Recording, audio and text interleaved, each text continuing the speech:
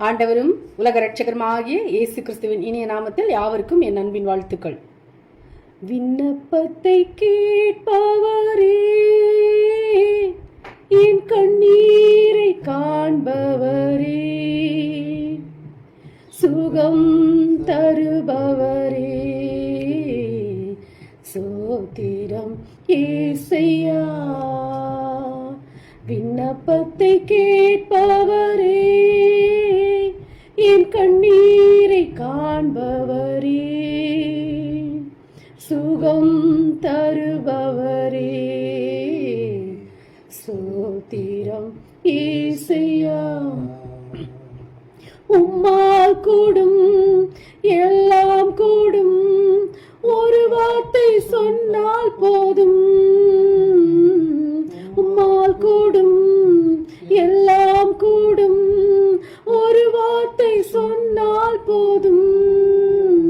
நீர் ஒரு வார்த்தை சொன்னால் போதும், நீர் ஒரு வார்த்தை சொன்னால் போதும். விண்ணப்பத்தை கேட்பவரே, என் கண்ணீரை காண்பவரே, சுகம் தருபவரே, சோத்திரம் ஏசையா. மனதுருகி கரம் நீட்டி அதிசயம் செய்பவரே, மனதுருகி கரம் நீட்டி அதிசயம் செய்பவரே, ஐயா அதிசயம் செய்பவரே, ஐயா அதிசயம் செய்பவரே. விண்ணப்பத்தை கேட்பவரே, என் கண்ணீரை காண்பவரே, சுகம் தருபவரே, சோத்திரம் ஏசையா. சித்தம் உண்டு சுத்தமாகு என்று சொல்லி குணமாக்கினீ, சித்தம் உண்டு சுத்தமாகு என்று சொல்லி சுகமாக்கினீ, ஐயா என்று சொல்லு சுகமாக்கினீ, ஐயா என்னையும் சுகமாக்கினீ. கேட்பவரே, என் கண்ணீரை காண்பவரே, சுகம் தருபவரே, சோத்திரம் ஏசையா.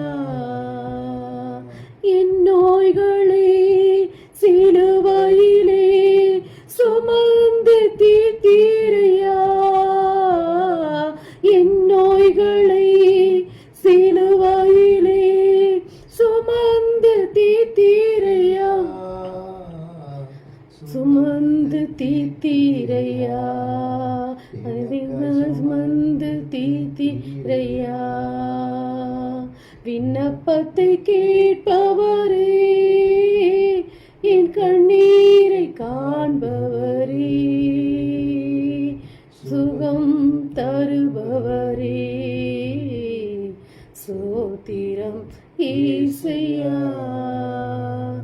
என் நோய்களை சிலுவையிலே சுமந்து தீர்த்தீரையா, என் நோய்களை சிலுவையிலே சுமந்து தீர்த்தீரையா, சுமந்து தீர்த்தீரையா, நீ சுமந்து தீர்த்தீரையா. விண்ணப்பத்தை கேட்பவரே, என் கண்ணீரை காண்பவரே, சுகம் தருபவரே, சோத்திரம் ஏசையா. உம் காயத்தா சுகமானே, ஒரு கோடி ஸ்தோத்திரமே, உம் காயத்தா சுகமானே, ஒரு கோடி ஸ்தோத்திரமே, ஐயா ஒரு கோடி ஸ்தோத்திரமே. ஸ்தோத்திரமே ஐயாவும் தீரமே.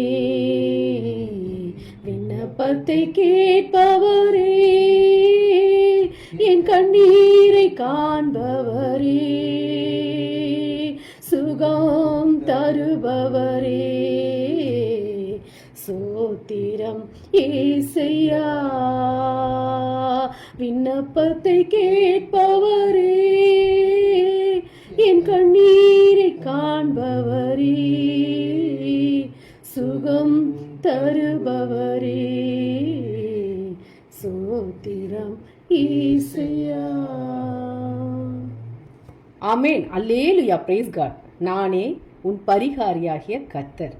கர்த்தர் உன் அப்பத்தையும் தண்ணீரையும் ஆசீர்வதிப்பார், வியாதியை உன்னிலிருந்து விலக்குவார். கர்த்தர் சகல நோய்களையும் உன்னை விட்டு விலக்குவார். உன் விண்ணப்பத்தை கேட்டேன், உன் கண்ணீரை கண்டேன், இதோ நான் உன்னை குணமாக்குவேன். கர்த்தர் அவனுடைய எலும்புகளை எல்லாம் காப்பாற்றுகிறார், அவைகளில் ஒன்று முறிக்கப்படுவதில்லை. படுக்கையின் மேல் வியாதியாய் கிடைக்கிற அவனை கர்த்தர் தாங்குவார். அவனுடைய வியாதியிலே அவன் படுக்கை முழுவதையும் மாற்றி போடுவீர். கர்த்தர் உன்னை வேடனுடைய கண்ணிற்கும் பாழாக்கும் கொள்ளை நோய்க்கும் தப்புவிப்பார். வாதை உன் கூடாரத்தை அணுகாது. கர்த்தர் உன் அக்கிரமங்களை எல்லாம் மன்னித்து உன் நோய்களை எல்லாம் குணமாக்குவார். உன் பிராணனை அழிவுக்கு விலக்கி மீட்டு உன்னை கிருபையினாலும் இரக்கங்களினாலும் முடிசூட்டுவார். நன்மையினால் உன் வாயை திருப்தியாக்குகிறார். கழுகுக்கு சமானமாய் உன் வயது திரும்ப வால வயது போலாகிறது. கர்த்தர் தமது வசனத்தை அனுப்பி அவர்களை குணமாக்கி அவர்களை அழிவுக்கு தப்புவிக்கிறார். இருதயம் நொறுங்குண்டவர்களை கர்த்தர் குணமாக்குகிறார். அவர்களுடைய காயங்களை கட்டுகிறார். இயேசுவினுடைய தழும்புகளால் குணமாகிறோம். கர்த்தாவே, என்னை குணமாக்கும், அப்பொழுது குணமாவேன். கர்த்தர் உனக்கு ஆரோக்கியம் வரப்பண்ணி உன் காயங்களை ஆற்றுவார். இதோ நான் அவர்களுக்கு சவுக்கியமும் ஆரோக்கியமும் வரப்பண்ணி அவர்களை குணமாக்கி அவர்களுக்கு பரிபூர்ண சமாதானத்தையும் சத்தியத்தையும் வெளிப்படுத்துவேன். என் நாமத்திற்கு பயந்திருக்கிற உங்கள் மேல் நீதியின் சூரியன் உதிக்கும், அதன் செட்டைகளின் கீழ் ஆரோக்கியம் இருக்கும். கர்த்தர் தாமே நம்முடைய பலவீனங்களை ஏற்றுக்கொண்டு நம்முடைய நோய்களை சுமந்தார். பலவிதமான வியாதிகளினால் உபத்திரவப்பட்டிருந்த அநேகரை இயேசு சுஸ்தமாக்கி அநேகம் பிசாசுகளை துரத்திவிட்டார். இதோ சர்ப்பங்களையும் தேள்களையும் மிதிக்கவும் சத்துருவனுடைய சகல வல்லமையும் மேற்கொள்ளவும் உங்களுக்கு அதிகாரம் கொடுக்கிறேன். ஒன்றும் உங்களை சேதப்படுத்த மாட்டாது. அன்றியும் இயேசுவை மரித்தோரிலிருந்து எழுப்பினவருடைய ஆவி உங்களில் வாசமாயிருந்தால், கிறிஸ்துவை மரித்தோரிலிருந்து எழுப்பினவர் உங்களில் வாசமாயிருக்கிற தம்முடைய ஆவியினாலே சாவுக்கு ஏதுவான உங்கள் சரீரங்களையும் உயிர்ப்பிப்பார். விசுவாசமுள்ள ஜெபம் பிணியாளியை இரட்சிக்கும். கர்த்தர் அவனை எழுப்புவார். நாம் பாவங்களுக்கு செத்து நீதிக்கு பிழைத்திருக்கும்படிக்கு அவர்தாமே தமது சரீரத்தில் நம்முடைய பாவங்களை சிலுவையின் மேல் சுமந்தார். அவருடைய தழும்புகளால் குணமானீர்கள். உன் ஆத்துமா வாழ்கிறது போல நீ எல்லாவற்றிலும் வாழ்ந்து சுகமாயிருக்கும்படி வேண்டுகிறேன். ஒரு வார்த்தை மாத்திரம் சொல்லும், அப்பொழுது என் வேலைக்காரன் சொஸ்தமாவான். மத்தேயு 8:8. குணமாக்கும் தேவனுடைய வார்த்தையின் வல்லமையை நீங்கள் அனுபவித்திருக்கிறீர்களா? ஒருவர் கூறிய சாட்சி இது. வைத்தியர்கள் திகைத்து நின்றபோது வேறு வெளிநாடு சென்று வைத்தியம் பார்ப்பதா என்று குழம்பிய நேரம் ஒரு ஞாயிறு காலை கட்டிலில் இருந்த வண்ணம் சங்கீதம் 33 வாசித்தேன். தமக்கு பயந்து தமது கிருபைக்கு காத்திருக்கிறவர்கள் ஆத்துமாக்களை மரணத்துக்கு விலக்கி விடுவிக்கவும் கர்த்தருடைய கண் அவர்கள் மேல் நோக்கமாயிருக்கிறது என்ற வார்த்தை எனக்குள் ஒரு மின்னல் அடித்த அனுபவத்தை கொடுத்தது. ஆத்துமாவையே காக்கவல்ல தேவனுக்கு இந்த சரீரம் ஒரு காரியமா? ஒப்பு கொடுத்தேன், கர்த்தர் நடத்தினார். இன்று 30 ஆண்டுகளுக்கு மேலாக ஜீவனுள்ளோர் தேசத்தில் தம்மை மகிமைப்படுத்தும்படி என்னை வைத்திருக்கிறார். அல்லேலூயா. தன் வேலைக்காரனுக்காக 100க்கு அதிபதி இயேசுவிடம் மன்றாடினான். ஒரு வார்த்தை மாத்திரம் சொல்லும், அது போதும் என்கிறான். இயேசுவும் அவன் விசுவாசத்தை கண்டு ஆச்சரியப்பட்டு நீ போகலாம் என்றார். அந்த நாழிகையிலே அவன் வேலைக்காரன் சொஸ்தமானான். யோவான் நற்செய்தி நூல் கூறுகிற இன்னொரு சம்பவத்தில் ராஜாவின் மகன் தன் மகனை சொஸ்தமாக்க இயேசுவை தன் வீட்டுக்கு வர வேண்டும் என்று மன்றாடி அவசரப்படுத்தினான். இயேசு அவனை நோக்கி, நீ போகலாம், உன் குமாரன் பிழைத்திருக்கிறான் என்றார். யோவான் 4:50. வீட்டுக்கு வரும்படி வற்புறுத்தி அவனோ இயேசுவின் வார்த்தையை நம்பி போனான். வீட்டுக்கு போகும் முன்பே மகன் பிழைத்து விட்ட செய்தி கிடைத்தது. எந்த மணி நேரத்தில் இயேசு சொன்னாரோ அதே நேரத்திலே மகன் குணமடைந்ததை அவன் அறிந்து கொள்ளுகிறான். இருவேறு நிகழ்வுகள், ஆனால் இரண்டு சம்பவத்திலும் இயேசு வியாதிப்பட்டவர்களின் அருகில் போகவும் இல்லை, தொடவும் இல்லை. ஒரே ஒரு வார்த்தை, ஒரு வார்த்தை சொல்லும் கர்த்தாவே, ஒரு வார்த்தை சொல்லும் கர்த்தாவே, எங்கள் வாழ்க்கையெல்லாம் செழிப்பாகுமே. ஒரு வார்த்தை சொல்லும் கர்த்தாவே, உம் வார்த்தையிலே சுகம், உம் வார்த்தையிலே மதுரம், உம் வார்த்தையிலே எல்லாம் சந்தோஷம். ஆமென்.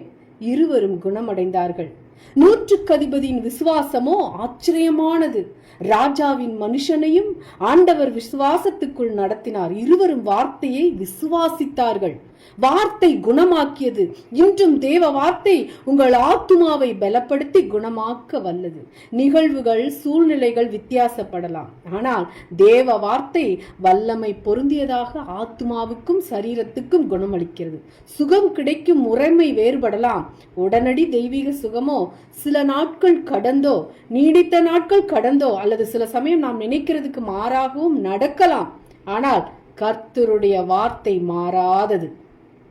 சங்கீதம் 107, 17, 22 வரை வாசியுங்கள்.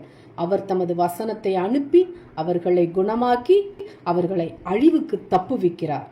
தேவனே, உம்முடைய வார்த்தை எனது ஆவியை நிலைப்பெறப்படுத்தி ஆத்துமாவை உயிர்ப்பித்து சரீரத்தை குணமாக்குகிறது. உமக்கு ஸ்தோத்திரம் அப்பா என்று ஆண்டவரிடம் ஒப்பு கொடுப்போமா? தேவன் தாமே இந்த வார்த்தைகளின் மூலம் உங்களை ஆசீர்வதிப்பாராக. நீங்கள் ஆசீர்வதிக்கப்பட்டவர்கள். அல்லேலூயா. Price God.